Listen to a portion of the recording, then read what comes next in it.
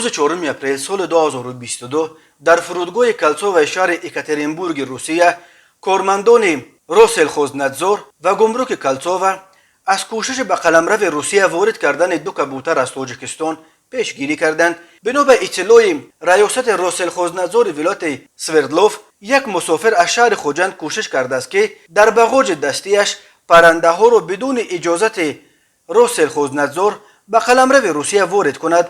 پرنده ها شهادتنامه بیطاری و یگان سند درباره بیماری گریپ پرنده نداشتند. روسلخوزنتزور میگوید این مسافر از تاجیکستان ترتیب به قلمرو اتحاد گمرکی وارد کردن پرندگان را ویران کرده است. با قرار روسلخوزنتزور به ورود این پرندگان به قلمرو روسیه اجازه داده نشد و هر 2 کبوتر را با پرواز نخستین به تاجیکستان پس فرستادند. مسافر از خوجند را بر اساس ماده 10 کودکس حقوق ویرانکنی ماموری روسیه به جوابگری کشاندند. این بند قانون برای غیر قانونی به روسیه آوردن پرنده ها و حیوانات جریمه به مبلغ از 500 تا 1000 روبل را پیش بینی میکند.